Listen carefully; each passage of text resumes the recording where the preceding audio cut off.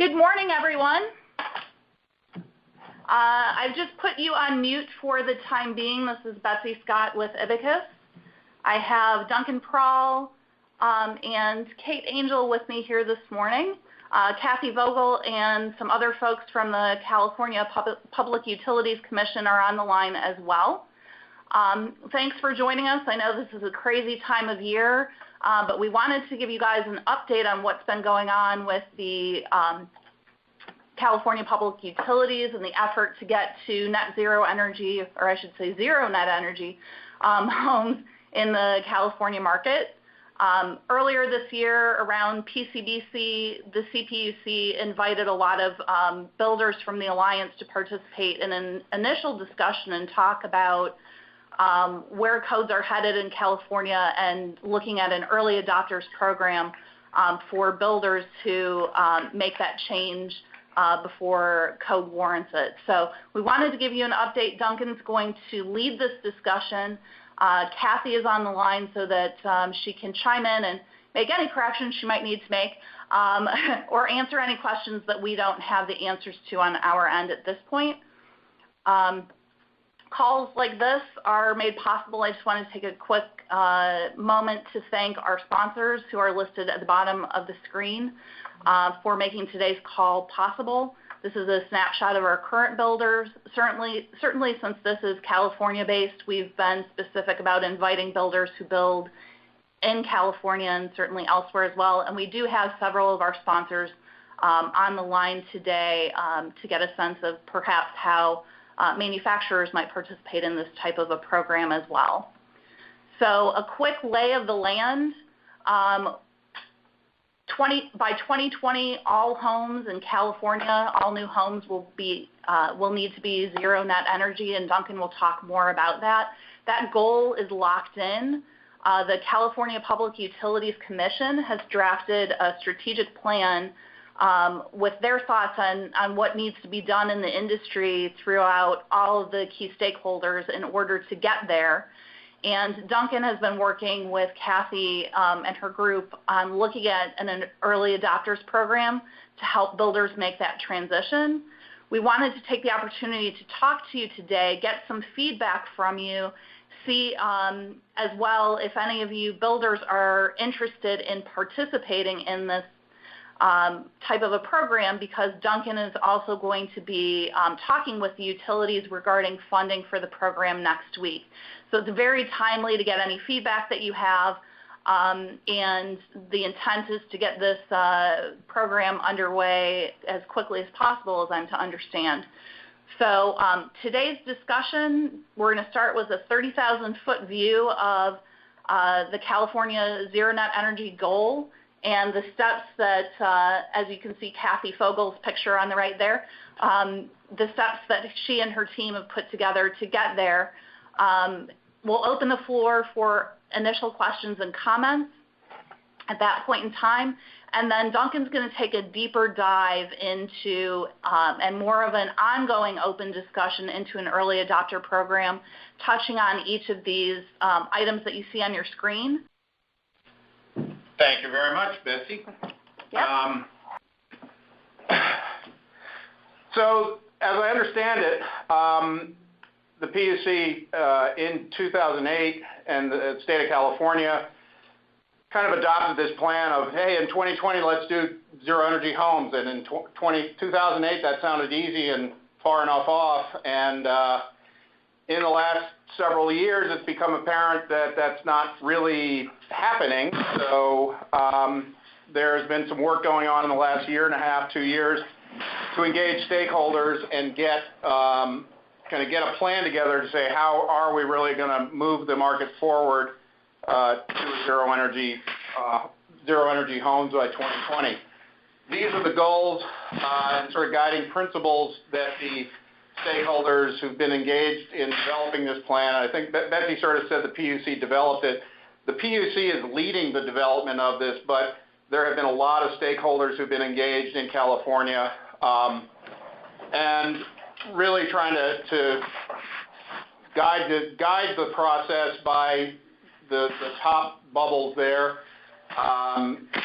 and then the specific goals are areas that really need to be addressed in getting zero-energy homes to the market. And we'll go through kind of each of those goals individually and how we see ourselves kind of fitting into it. So the first one is creating awareness and the value of benefits. This is a big area where it's, from the market-based perspective, how do we get people demanding and looking for zero-energy homes? And I think that what IBACOS can do is to work with builders, and a lot of this activity is really based in our past experience working in the Building America program, working with builders to implement and develop higher performance homes. So I think that what we can help do is to work with builders to guide them through this program. We also, there's a big need, and this has become actually, as I think any of you who were at the Alliance meeting recall, a big topic and issue is the workforce. First of all, the workforce has been decimated by the recession, and we are kind of trying to rebuild or build back to a level that can spur production. On top of that, we now have to figure out how to do education to the strategies that will achieve zero-energy homes. We've done a fair amount of training ourselves, and there's plenty of other training resources, but I think one of the activities that needs to take place is how does the state of California develop and support and utilize both field training and online resources, and who are the players that are going to do that from the utility perspective, from the HERS raters who are on the sites daily, to internal training people and internal training resources for builders.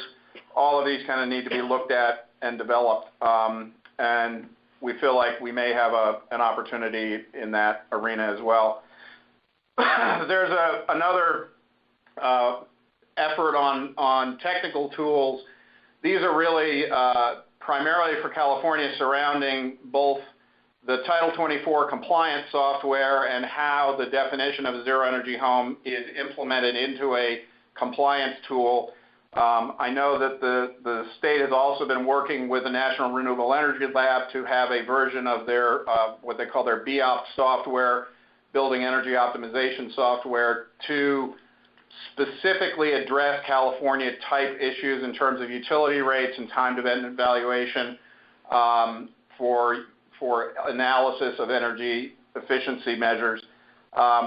We also feel like on top of the technical tools, there are some business tools that are probably going to be needed to be supported and promoted in the industry.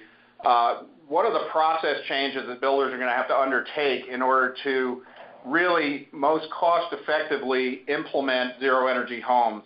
We found that we can kind of do it two ways. One is the prescription list, which is here's your list of things, give it to purchasing, and they purchase it, and the site supervisor makes sure it gets installed.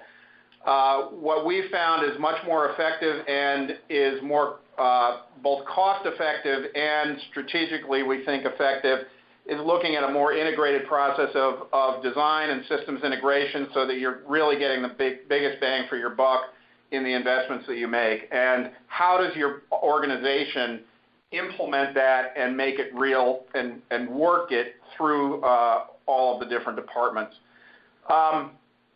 We also, Betsy has been participating on a task force in the Alliance for valuation of homes and looking at how appraisers and appraisals can be made, but this is definitely an area where quantifying the value of these both from a consumer's perspective and also a market's perspective so that we can get financing, get mortgages for these, demonstrate that they actually are providing value. I think there are kind of a couple of areas here. One is at the large level in our participation in the sort of regional and national initiatives that are going on, but also in the ensuring affordability, again, goes back to the systems integration and integrated design, getting the most value for the dollars you're spending in the house, and how that definitely can impact the affordability aspect of the house. the utilities are very concerned about what all these zero energy buildings are going to do on their infrastructure. And if you think of it from their perspective, basically they've spent the last 100 years building a one-way system. The system goes from a big generation plant to the very end, which is a house at the end of the system. And now they're having to sort of re-envision and evaluate if all of those endpoints now become generators, what happens to that power flowing in the opposite direction? So there's a lot of infrastructure needs that need to be evaluated and looked at. I think that one of the areas that we would be working on in this is both the field monitoring of individual houses, communities at a larger scale, and then interacting with the utilities as to how that impacts the grid. There are several grid projects going on, as I understand it now, in California. I think Southern Cal Edison has a smart grid demonstration program going in their service territory. The National Renewable Energy Laboratory has also recently completed a sort of a smart grid simulation lab, which could be something that we try to tie in with here. May not be as impactful on the builder side, but maybe something that using data from communities, we plug that into their smart grid simulations and see how that may interact on the grid. Finally, this whole thing won't work if there are conflicting policies and requirements coming at different angles. And I've been sort of blessed and cursed, I guess, by not ever really having to think too hard about what's going on in California in my day-to-day job. And in the past 3 months, as I've been getting my head into this, I have the greatest empathy for anybody who's trying to build in California and run a utility and do all of these things, because there are so many different regulations and bills that have come through, from greenhouse gas emissions and others to the Title 24. So really having a streamlined policy in place is a big part of this. I think that our role, or the role an early adopter program can play here, is really making sure that Title 24 has viable options in it to cost effectively get to a zero energy. And that's part of, I think, what we want to evaluate as we move forward in a program like this. But again, utilities and the state have compliance issues. AB 32 is a greenhouse gas regulation that came out, and SB 375 is also a sort of an air quality issue, but it really relates to transportation and how municipalities are managing their transportation, the air quality impacts of transportation, which may then lead to land use regulations about smarter communities, shorter commutes, less transit-oriented neighborhoods. So it could have zoning impacts, which then will have impacts on the builders and also the utility grid. So nothing is easy. Everything's interconnected. At this point, if there's any kind of overall questions, or I'd love to let Kathy or Lauren chime in to correct me anywhere that I've been taken in my interpretation of the lay of the land out there in California. And I just unmuted everyone, so if anyone wants to chime in, and if you put in your code to chat with us as well. Any comments from the floor? And I do have a couple of general questions before Duncan goes into any depth and into a deep dive on this program. So anything from Kathy or anyone else, or am I good to ask my question? I'll take that as a yes. What's the goal time frame for having funding in place? I think that,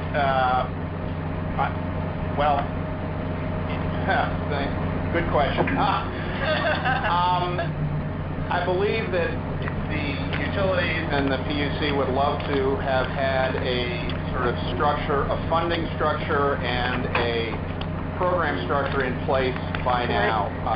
one of the challenges that seems to occur in California is the length of time it's taking the utilities to get approval on, and not necessarily, it's a multi-stakeholder problem, but they're really not getting approval for running programs in anticipation of when they're actually going to do them. So right now, we don't have any clear funding mechanism for some of this. That's part of what we're going to be doing next week, is talking to utilities about how we can cobble together sort of on an ad hoc basis various programs that they have internally funded already or funded through ratepayers.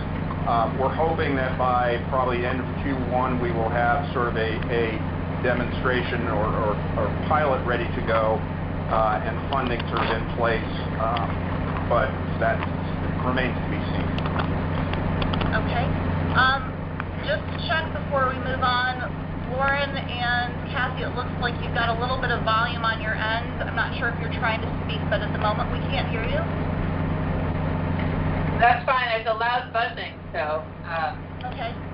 All right. I'm going to put the mute back on. There's a note saying that it's a little harder to hear now that the mute is off. So while Duncan's doing this, I'm going to put the mute back on.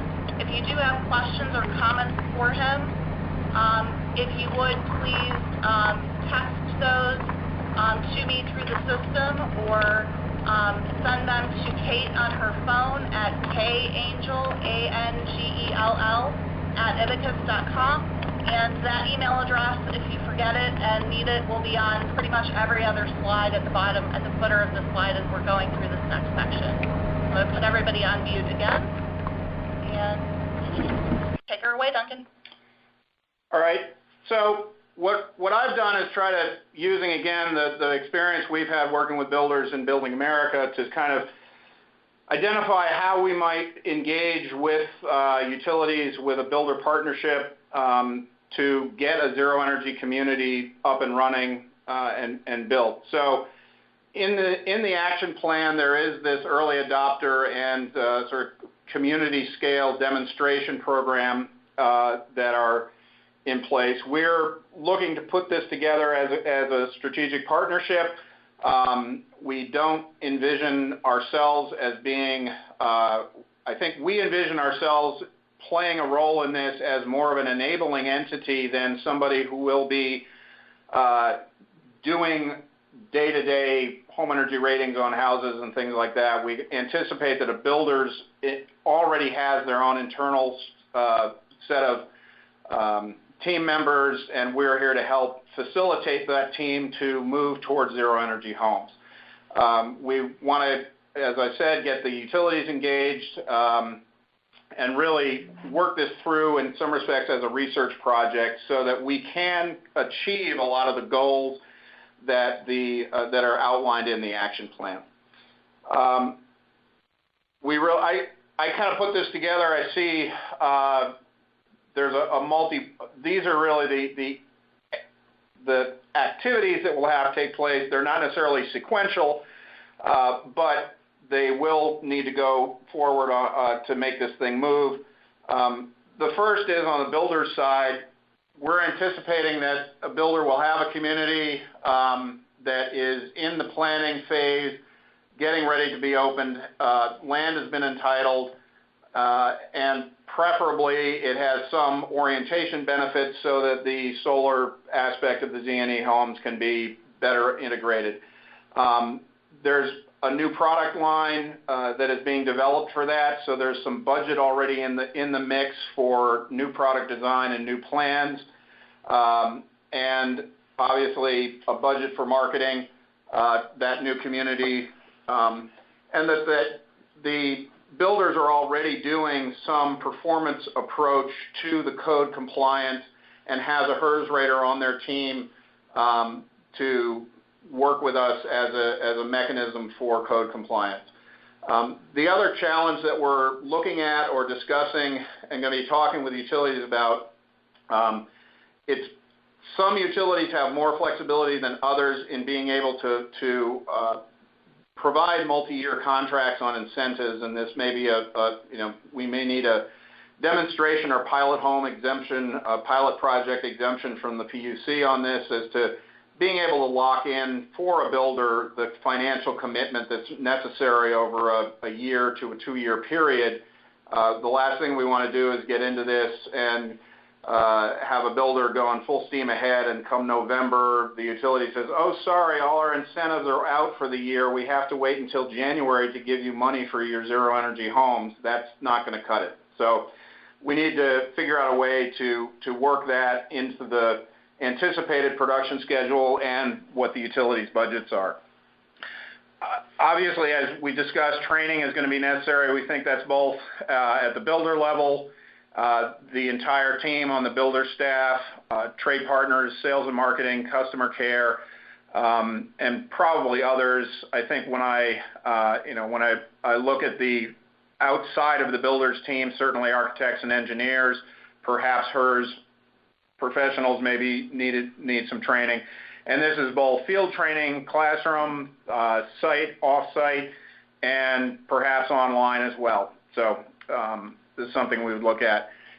In the pre-design phase, we would want to go out to the specific builder we're working with, assess where they are, what are the gaps that are preventing, or not preventing, but where are the gaps that take them from their current product to a zero energy home. Look at how the construction documentation is done, how is what your intent to build communicated to the people who actually build the houses. And then also understand on your trade partners, how capable are they and how willing and able are they to modify what they would have to do in terms of practice, and where are the gaps that they have in order to successfully implement this. We would then work to identify some pathways of how the product could go from your current standard practice to a Z&E, work through some scenarios on how to adopt that, and then finalize a pathway to create design parameters for your building team and your design team to understand how the buildings need to be designed to achieve the most cost-effective Z&E package possible. At this time, we'd also want to really work collaboratively with the builders, the utilities, to understand what the research activities that we're going to be doing here, what questions will be answered, and what do we have to measure to do that. Now, hold for just a second, Duncan. Sure.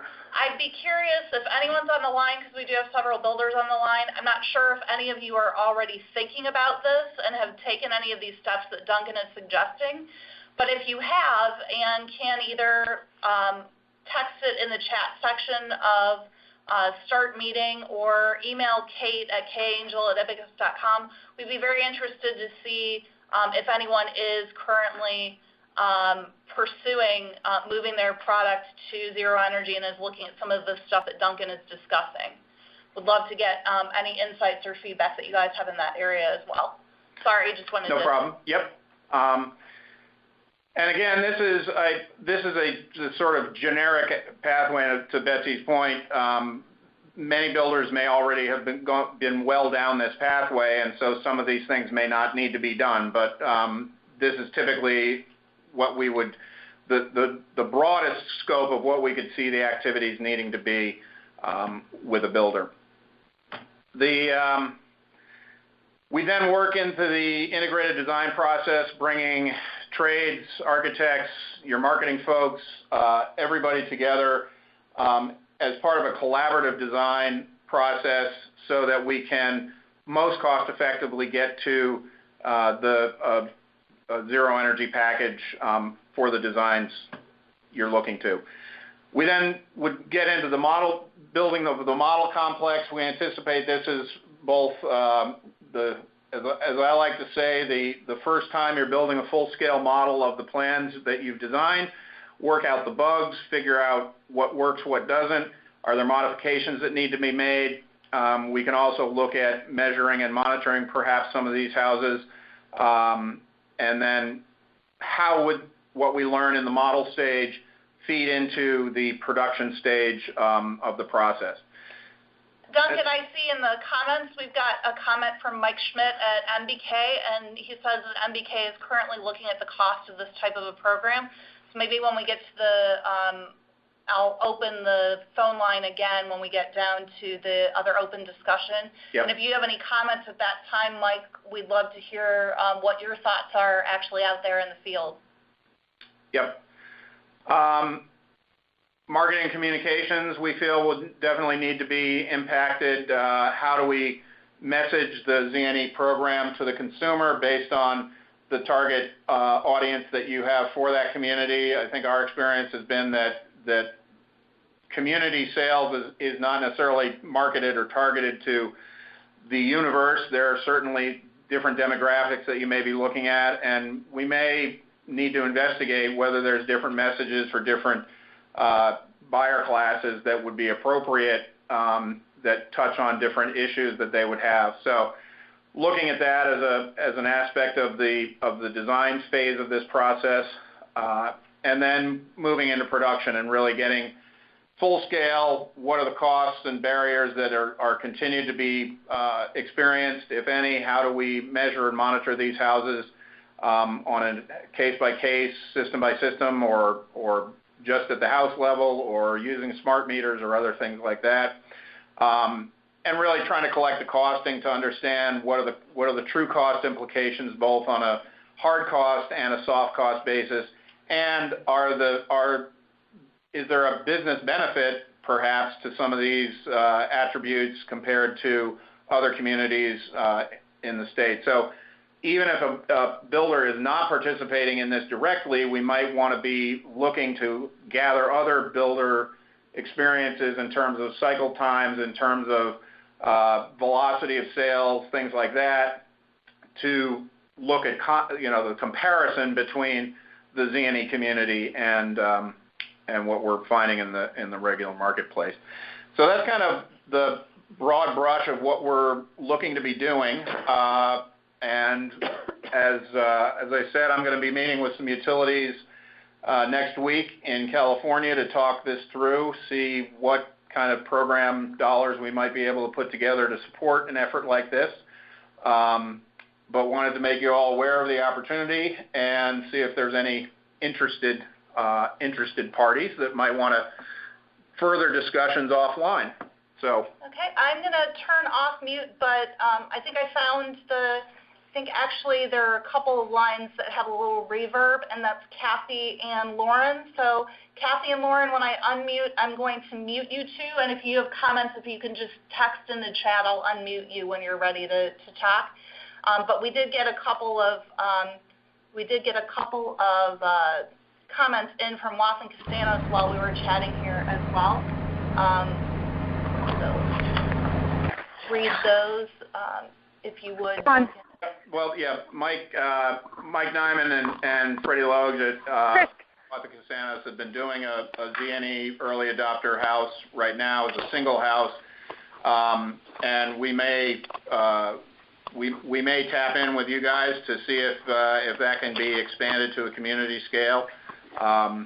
We're going to see how far that can go, and so it's good to hear that we've got a couple. MBK also indicated they've got some movement there. Duncan, this is Mike Nyman, Fresno. Hey, we've been quite encouraged by what Kathy has been doing with PUC in this, and kind of the early adopters thinking process. This has been quite intriguing and very active, and we can see the pursuit of this. So we're encouraged by it.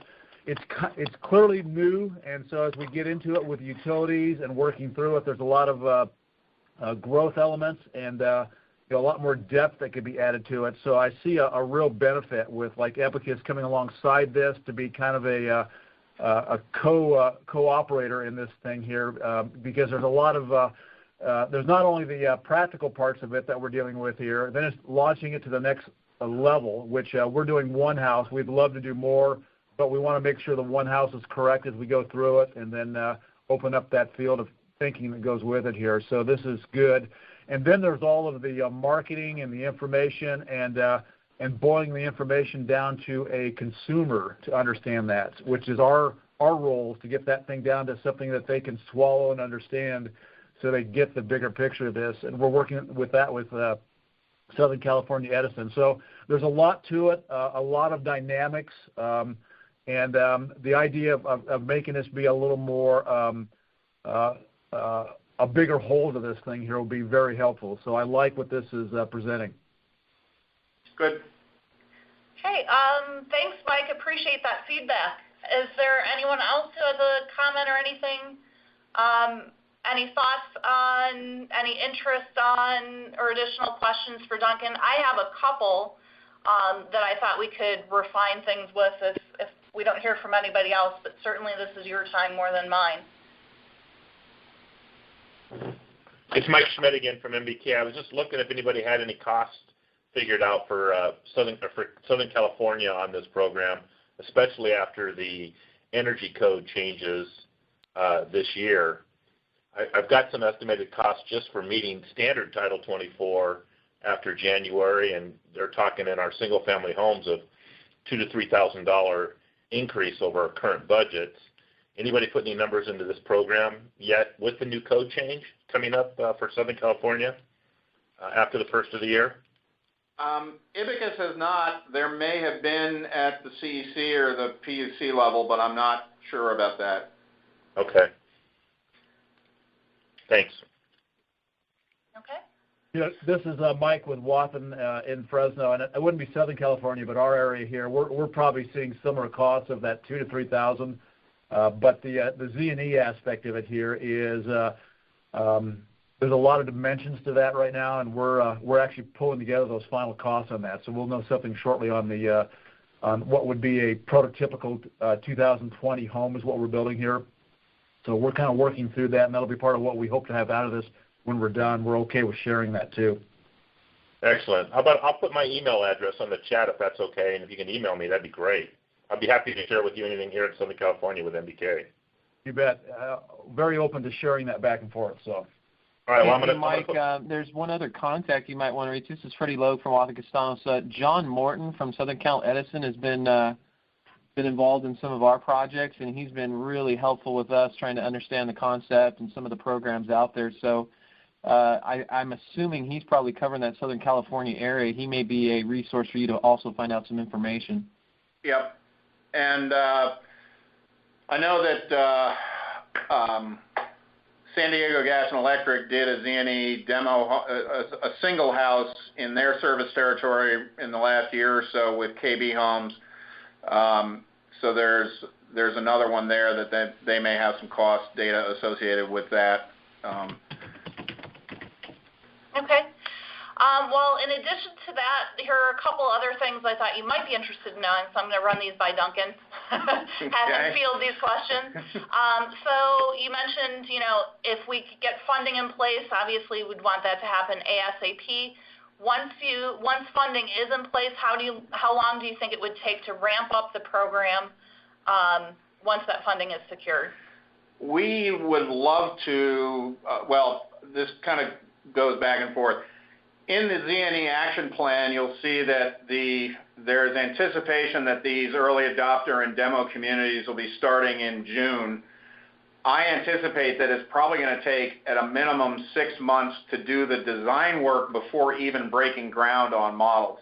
But that remains to be seen. I think that if we could get going on this and really have some movement behind it by the end of the first quarter, that would be great. I don't think that it's going to be possible necessarily. It may be, but it's going to take a little bit of time, I think, to put all the pieces together on this with builders, utilities, and whatnot. So probably into the end of the first quarter.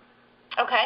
And would you see the program, if this is a kind of cost-shared program like Building America on the state level, would you see the program rolling out with a few pilot builders to work out the logistics of it and refine the process, and more builders being brought in at a later date, or any thoughts on that front? Certainly on IBACOS' side, there's a capacity issue from staffing, but I think that probably from that's really going to be driven by how much utility funding we can put together. And it may be that utilities only have enough money to really underwrite the activities of one project this year, but maybe can put in their budgets for 2015 for higher levels of funding to do this type of a program. So it remains to be seen. I think probably from IBACOS' perspective, we could work with 2 to 4 builders simultaneously, which would be great. But it's not clear how much money we'll be able to cob together. Gotcha. Just thought people might find that part of interest. Yeah. That's always good to know. Yeah.